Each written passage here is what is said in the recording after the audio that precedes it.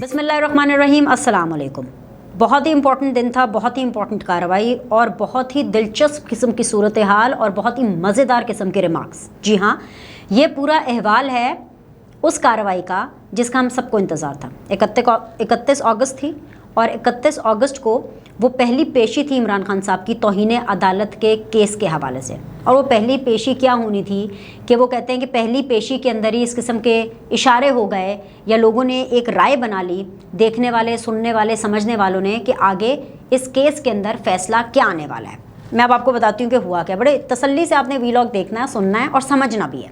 आप सब जानते हैं कि इमरान खान जोश खिताबत में एक जो हमारी ज़ेबा चौधरी साहिबा हैं उनको काफ़ी कुछ सुना गए, मैं तुम्हें देख लूँगा, ओए मैजिस्ट्रेट और बहुत सी ऐसी बातें। अब वो मैं खुलकर इसलिए भी नहीं कर रही हूँ इस वीलॉग के अंदर क्योंकि अब जाहिर सी बात है मैटर सब जुडिस है, अदालत के अंदर है, लेकिन कुछ बातें जो मैं खुल के कर सकती हूँ और वो हैं इस केस की प्रोसीडिंग के हवाले से कि आज क्या हुआ और वो मैं आपके सामने रख सकती हूँ।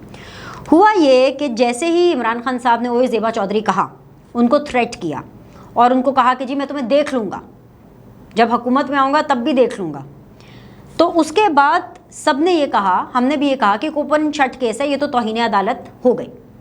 लेकिन सब लोग इस चीज़ के ऊपर हैरान भी हुए और कुछ लोग इस चीज़ के ऊपर खुश भी हुए। हैरान इसलिए हुए क्योंकि कोई ये केस लेकर के अदालत के पास नहीं गया था कि देखे जी जुडिशरी हो या लोअर जुडिशरी हो उसके ख़िलाफ़ कोई बात हो गई। नहीं, अदालत ने ख़ुद एक शोकॉज नोटिस किया और शोकॉज नोटिस के नतीजे के अंदर इमरान खान साहब को बुलाया गया। और इसलिए बुलाया गया कि भाई उन्होंने भरे मजमे के अंदर खातून जज का नाम लेकर के उनको डराया, उनको धमकाने की कोशिश की एंड ऑफ कोर्स उनको डिसरिस्पेक्ट किया। अब जब हैरानगी इस बात पे हुई कि जी अदालत ने इसके ऊपर शोकॉज नोटिस कर दिया, कुछ लोग इस पर खुश भी हुए। इसलिए खुश हुए कि भाई बस अब तो इमरान गयो, वही वाली सूरत हाल थी। वो इसलिए क्योंकि ऐसा पहली बार नहीं हो रहा पाकिस्तान की तारीख़ में। पाकिस्तान की तारीख़ में एक साहब है जिनका नाम है तलाल चौधरी, उनको 5 साल इंतखाबात से दूर रखा गया, तौहीन अदालत के मुर्तकिब पाए गए। वो एक साहब है, उनका नाम है निहाल हाशमी, उनको 5 साल जो है इंतखाबात से दूर रखा गया। इसके अलावा उनको 1 माह जेल भी हुई और वो भी तौहीन अदालत के मुर्तकिब पाए गए। बल्कि निहाल हाशमी खुद ये बताते हैं कि उनके बिहाफ पर पूरे बार ने जो है वो ऑफकोर्स माफ़ी मांगी, उन्होंने मुतअद्दिद बार माफ़ी मांगी। तलाल चौधरी साहब ने माफ़ी मांगी लेकिन माफ़ी एक्सेप्ट नहीं की गई। दानियाल चौधरी साहब हैं, उनको इंतखाबात से दूर रखा गया और उनके भी जो केसेस थे मिलते जुलते थे। यूसुफ रज़ा गिलानी को भी तौहीन अदालत के चक्कर में डिस्क्वालिफिकेशन सहनी पड़ी। उनका केस ऑफ कोर्स डिफरेंट था क्योंकि उन्होंने अदालत का अपैरेंटली ऑर्डर नहीं माना था, जिसकी वजह से उनके ऊपर तौहीन अदालत हुई। लेकिन अदालत के ख़िलाफ़ तौहीन अदालत से कहीं ज़्यादा निहाल हाशमी साहब का केस तो मोस्टली बेसिकली तौहीन जज था। तो लिहाजा निहाल हाशमी साहब का जो केस है वो कुछ हद तक सिमिलर है इमरान खान साहब के केस से। डिफरेंस ये है कि इमरान खान साहब ने भी ऑफ कोर्स एक खातून जज के बारे में बात की, लेकिन की दोनों ने भरे मजमे के अंदर, चाहे वो निहाल हाशमी साहब हों और चाहे वो इमरान खान साहब हों। अब जो माजी में हो गया, बहुत से लोगों ने कहा गलत हुआ, बहुत से लोगों ने कहा ठीक हुआ, लेकिन जो माजी में हो गया अगर उसी प्रैक्टिस को आगे रखा जाए, जो कि बहुत लोग सोच रहे थे कि भाई इसी प्रैक्टिस को आगे रखा जाएगा और यही प्रैक्टिस आगे होगी कि अगर निहाल डिस्क्वालीफाई हुए, तलाल डिस्क्वालीफाई हुए, दानियाल डिस्क्वालीफाई हुए तो इमरान खान साहब भी डिस्क्वालीफाई होंगे। तो आज का जो दिन है बहुत से लोगों को हैरान कर गया, बहुत से लोगों को परेशान भी कर गया। और कुछ ऐसे लोग थे जो ये कहते हैं और जो ये मानते हैं कि जो माजी में हुआ वो ठीक नहीं हुआ, लेकिन क्योंकि माजी में जो हुआ वो ठीक नहीं हुआ, यानी कि इन सारों को डिस्क्वालीफाई किया गया, जिसमें एक बहुत बड़ा सेक्शन नून लीग का भी है, वो भी ये समझ रही है कि भाई इमरान खान को बेशक माजी में निहाल, दानियाल, तलाल को गलत डिस्क्वालीफाई किया गया, लेकिन वो गलती भाई इमरान खान साहब के साथ भी होनी चाहिए, यानी उनको भी डिस्क्वालीफाई करना चाहिए। ये मैंने आपको दोनों फ्रैक्शंस की राय बता दी है कि एक तरफ के लोग क्या चाहते हैं, जो नून लीग वाले हैं वो तो यही चाहते हैं कि भाई इमरान खान इस हवाले से डिस्क्वालीफाई हो। जजेस के लिए भी, अदालत के लिए भी एक टेस्टिंग केस है। जो पाकिस्तान तहरीक इंसाफ के सपोर्टर्स हैं वो लोग जो कि नून लीग के सपोर्टर नहीं हैं और पीटीआई की भी नहीं है, खैर, या कुछ है उसमें से पीटीआई की भी सपोर्टर, वो ये चाहते हैं कि भाई इमरान खान के ऊपर कंटेम्प्ट ना लगे। लेकिन अब अदालत में क्या हुआ वो मैं आपके सामने रखती हूँ और उसके बाद आप खुद फैसला कीजिएगा कि आगे क्या होने जा रहा है।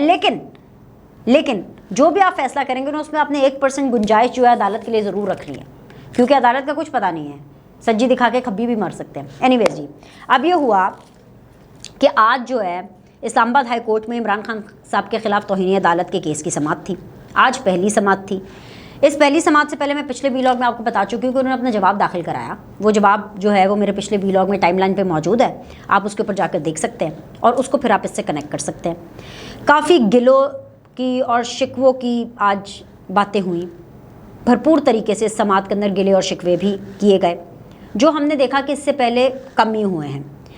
वो इसलिए मैं कह रही हूँ इससे पहले कम हुए हैं क्योंकि एक शख्स है जिसका नाम है इमरान खान, उसको खुद नोटिस दे करके अदालत तलब करती है कि भाई आइए, हमने ये देखना है कि आप तौहीन अदालत के मुर्तकिब हुए हैं कि नहीं हुए। उसके बाद जब वो पेश होते हैं इमरान खान साहब, तो अदालत, I think so this is happening first time in the history, या शायद बहुत कम टाइम पर, कि अदालत उनको कन्विंस करने की कोशिश करती है कि देखें भाई आपका जवाब ठीक नहीं है, आपने जवाब गलत दाखिल करा दिया है। क्योंकि जवाब मैं आपको पहले भी बता चुकी अपने पिछले व्लॉग्स में भी कि जो जवाब है वो एक दिन पहले दाखिल कराया जाता है। तो उन्होंने कहा कि भाई आपका जवाब ठीक नहीं है, आप इसको रिकंसिडर करें, आप इसको देखें। हम बहुत अफसुर्दा हैं, हम जो है बहुत ज़्यादा मायूस हैं, तो लिहाजा आप प्लीज़ सोच कर समझ कर इसको अच्छे तरीके से, 1 नहीं 2 नहीं 3 नहीं, पूरे 7 दिन का टाइम दिया अदालत ने, 7 रोज़ का टाइम दिया है, और इन 7 रोज़ के अंदर आप दोबारा अपना जवाब दाखिल करें। क्योंकि मौज़िज़ अदालत ने, मौज़िज़ जज साहिबान ने आज ये कहा है कि अगर ये जवाब दुरुस्त होता है इमरान खान साहब जो आपने जमा कराया है, तो शायद कार्रवाई आज ही ख़त्म हो सकती थी। ये रिमार्क्स हैं, ये ऑब्जर्वेशंस थी आज। अब खैर एनीवेज अदालत की तरफ से इतनी बड़ी अश्योरिटी आ गई है, इतनी बड़ी अश्योरिटी आ गई है कि ये अश्योरिटी 2-3 सवालात को जन्म दे रही है। सबसे जो बेसिक सवाल है, और ये मेरी प्रेडिक्शन भी है, ये मेरी प्रेडिक्शन भी है, और मैं ये समझती हूँ कि ये आज के वीलॉग की ये सबसे ज़्यादा हाईलाइट भी है। अदालत की इतनी बड़ी अश्योरिटी के बाद ये बिल्कुल उम्मीद की जा सकती है, ये चांसेस हैं और बहुत ज़्यादा चांसेस हैं कि इमरान खान यू टर्न लेंगे। किस बात पे यू टर्न लेंगे? क्योंकि इमरान खान ने कहा था कि मैं माफ़ी नहीं मांगूंगा। जवाब में उन्होंने क्या कहा था, एक दिन पहले जो दाखिल कराया था, रिमाइंड करा देती हूँ आपको। उन्होंने कहा था कि भाई मैं माफ़ी तो नहीं मांगूंगा, लेकिन अगर अदालत को ये लगता है कि उनके अल्फाज नामुनासिब हैं तो वो विड्रॉ करते हैं, वो अपने अल्फाज वापस ले सकते हैं। And not to forget this कि द फेमस हामिद खान साहब, उनकी एंट्री इस केस के ऊपर एक ऐसे टाइम पर हुई है कि कहने वाले, सुनने वाले, बताने वाले हमें यही बता रहे हैं कि यह हामिद खान साहब का आइडिया है अल्फाज के विड्रॉल का। ये हामिद खान साहब ने आइडिया दिया इमरान खान साहब को, और उन्होंने एक केस बनाया कि जी हमें जवाब के अंदर ये चीज़ लिखनी चाहिए कि भाई अगर अदालत को हमारे अल्फाज नामुनासिब लग रहे हैं, हम माफ़ी शाफ़ी तो नहीं मांग रहे, लेकिन अगर अदालत को, मैंने कहा ना, चॉइस दी उन्होंने अदालत को, जिसके बेस के ऊपर अदालत ने आज उनसे कहा कि भाई जवाब ठीक नहीं है, विच मीन्स कि अदालत ये चाहती है कि इमरान खान साहब एक सख्त जवाब लिख कर दे। और सख्त जवाब इमरान खान के लिए क्या होगा? माफ़ी। ज़्यादा सख्त करना तो अनकंडीशनल माफ़ी, ठीक है। अब इमरान खान के हवाले से जब मैं कहती हूँ ना वो यू टर्न लेने जा रहे हैं, तो वो यू टर्न यही यू टर्न है, क्योंकि इमरान खान साहब यू टर्न को तो बुरा भी नहीं समझते। और मैं आपको कॉन्टीन्यूसली जब से ये अनाउंस हुआ है ना कि तौहीन अदालत का केस हो रहा है इमरान खान साहब पर, और वो चलने वाला है, फिर जो है वो बेंच बन गया, जस्टिस अतर मिनुल्ला साहब उसकी सरबराही कर रहे हैं, चीफ जस्टिस है इस्लामाबाद हाई कोर्ट के, और इसके अलावा ऑब्वियसली 5 रुकनी बेंच है। तो ये वो बेंच है जो कि मैंने पहले भी बताया कि अपने SOP, रूल ऑफ लॉ, इसको बहुत ज़्यादा इसके ऊपर फोकस करता है। इनकी ऑब्जर्वेशंस जो माजी में केसेस रहे हैं, जो इनके फैसले आए हैं, वो बहुत ही ज़्यादा प्रो डेमोक्रेसी रहे हैं, और ये बड़े बाय द बुक चलने वाले लोग हैं। मज़े की बात पता क्या है? मज़े की बात यह है कि इस पूरी कार्रवाई ने आने वाले दिनों की तरफ एक इशारा दिया है। अब इस इशारों की भी अलग अलग इंटरप्रिटेशन है। यानी बहुत से लोगों को ये लग रहा है कि इमरान खान साहब को छूट मिल जाएगी, बहुत से लोगों को ये लग रहा है कि इमरान खान साहब डिस्क्वालीफाई नहीं होंगे। दूसरा ऑप्शन ये है कि बहुत से लोगों को ये लग रहा है कि अदालत ने सज्जी दिखा के खब्बी मारनी है। वो कैसे? कि अदालत ने प्रेशराइज करके या कह करके या कन्विंस करके, जैसे मैंने आपको कहा कि आज अदालत ने कन्विंस किया इमरान खान साहब आपका जवाब ठीक नहीं है, आप ठीक जवाब जमा कराएं। ठीक जवाब का मतलब अनकंडीशनल माफ़ी। अब क्योंकि अदालत ने ये श्योरिटी दे दी, तो क्या पता मैं आपको लिख के दे रही हूँ, इमरान खान साहब यही करेंगे, अनकंडीशनल माफ़ी मांगेंगे। जब अनकंडीशनल माफ़ी मांगेंगे तो एक चांस ये भी है कि अदालत पहले अनकंडीशनल माफ़ी मंगवाएगी और उसके बाद उड़ा भी सकती है। लेकिन यहाँ पे कहानी में ट्विस्ट है, यहाँ पे कहानी में ये ट्विस्ट है कि भाई अगर जस्टिस अतर मिनुल्लाह साहब का आपने मुकाबला करना है तो वो जस्टिस अतर मिनुल्लाह साहब से ही होगा। जस्टिस अतर मिनुल्लाह साहब का मुकाबला साकिब निसार से नहीं हो सकता। माजी में हमने देखा, हम विटनेस हैं, साकिब निसार एक पार्टी, अपने आप में एक पार्टी बन चुके थे। सो जस्टिस अतर मिनुल्लाह साहब से, वेरी ऑनरेबल जस्टिस अतर मिनुल्लाह साहब से, क्योंकि मैं बार बार कह रही हूँ वो इस्लामाबाद हाई कोर्ट के चीफ जस्टिस भी हैं, तो उनसे साकिब निसार जैसे फैसलों की तवक्को करना मैं समझती हूँ कि जुल्म होगा। वो इसलिए क्योंकि जस्टिस अतर मिनुल्लाह साहब जमहूरियत की बहुत इज्जत करते हैं, वो सियासतदानों की भी बहुत इज्जत करते हैं, वो सियासतदानों का मान भी रखेंगे। अब जो सवालात जन्म ले रहे हैं, मैं आज बेसिकली इन सवालात के ऊपर अपना वीलॉग ख़त्म करना चाहूँगी। और वो सवालात ये हैं कि ये जो केस है ये पाकिस्तान की तारीख के अंदर बहुत ज़्यादा अहमियत का हामिल है। इमरान खान के लिए इंपॉर्टेंट हो या ना हो, क्योंकि उनके तो ऐसे बहुत से केसेस चल रहे हैं। एक ये तौहीन अदालत का केस चल रहा है, वो ओए इलेक्शन कमीशन के हवाले से भी वो 2 केसेस वहाँ पे भी चल रहे हैं, जो इलेक्शन कमिश्नर और इलेक्शन कमिश्नर के हवाले से भी ये तूफान बदतमीज़ी और थ्रेट्स देते रहे हैं। अभी वो भी मामला आता है, उस पर भी इनको माफ़िया मांगनी पड़ेंगी, जो मैं आपको पहले कह चुकी हूँ। तो मैं अपने स्टांस पर कायम हूँ कि इमरान खान बहुत जल्दी यू टर्न लेंगे और गैर मशरूत माफ़ी मांगेंगे। अब जो सवालात जन्म ले रहे हैं वो ये जन्म ले रहे हैं कि क्या पॉपुलैरिटी सज़ा और जज़ा का पैमाना है। अगर एक शख्स, चाहे वो जितना भी पॉपुलर क्यों ना हो, अगर उससे कोई गुनाह सरजद होता है और वो गुनाह अगर ये साबित हो जाए कि जानबूझकर उन्होंने किया है फॉर दैट मैटर, तो क्या उनको सज़ा नहीं मिलनी चाहिए? बेशक इमरान खान साहब अपनी मकबूलियत के अरूज पर हैं, लेकिन इसका यह मतलब तो नहीं है कि आइन, कानून, कायदे, ज़ाब्ते, रिवायात वो उनके ऊपर लागू नहीं होंगे। क्योंकि उसकी ये सवालात इसलिए उठ रहे हैं क्योंकि इमरान खान साहब ने खुद खातून जज की तौहीन की।